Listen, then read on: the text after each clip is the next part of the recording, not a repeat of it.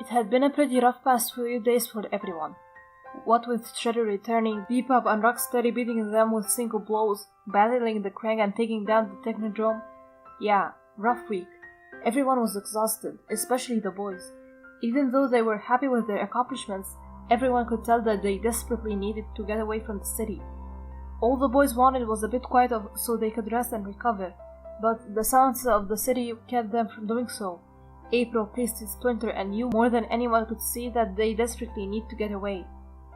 It really chilled when Leonardo was meditating one day. Not even 5 minutes passed when he suddenly threw his essence and candles against the wall and yelled in frustration, "There's too much goddamn noise." This startled everyone, and you immediately decided in that moment to call April. You both had talked about taking the boys to April's farmhouse in the country to get them away, and this only proved that it was definitely needed. Of course, April agreed immediately, and the both of you went up to the boys and told them to pack their bags. They were going on a little vacation. The boys were beyond excited. Of course, they asked Master Splinter to come too, but he politely declined.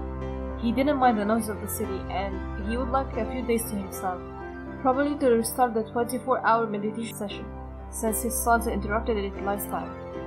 And so, that night, the Turtles piled into the back of April's van, with her in the driver's seat and you in the passenger seat, and started to leave the city.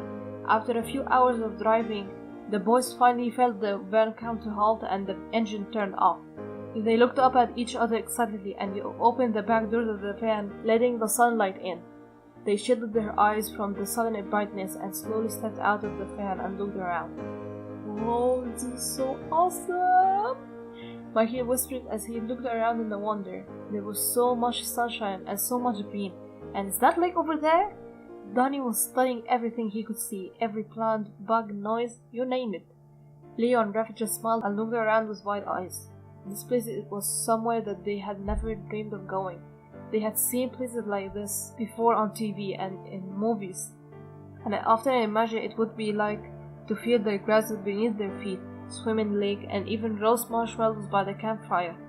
Now they finally had the chance thanks to you and April. "Come on guys, let's put our bags inside and you can pick your rooms," said April as she picked up her own bag and started for the house. She used the key to unlock it and opened the door. The inside of the house was cute and cozy. It had a spacious living room, a bright kitchen, and a large bedroom with a bathroom attached to it. Downstairs and upstairs had 3 bedrooms and a couple of bathrooms.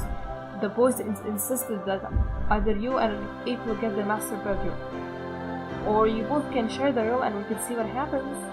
Maggie asked with a wink.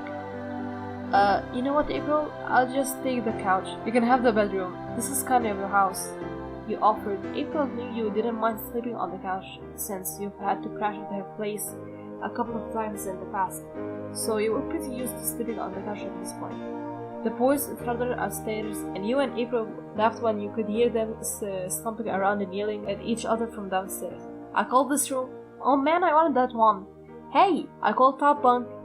"This is going to be really good for them, April. They need this," you said, and April smiled and nodded, laughing a little from the commotion going on upstairs. Yeah, they finally get to be the boys for once and relax for a while. You were pretty excited to see the Turtles out of their element for a change. You'll finally get to see more than just Mikey goofing around and having a good time. You could just picture Rag chopping up some firewood, Leo fishing peacefully at the lake, Donnie working on that vintage car in the garage. Then you giggled, imagining Mikey sitting quietly for once picking up flowers to make flower crowns for everyone. After a few minutes, the boys had stumbled into their rooms, started to walk up downstairs.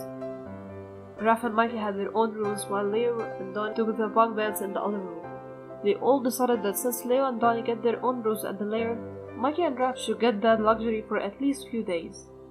"So what do you guys want to do first?" you asked, and holy moly, they wanted to do so much. That first day you were at the farmhouse, you hiked, played ultimate frisbee, and the boys swam in the swimming hole until the sun set, and you and April called them in for dinner. They got back to the house, starving from everything they did today and from swimming for hours.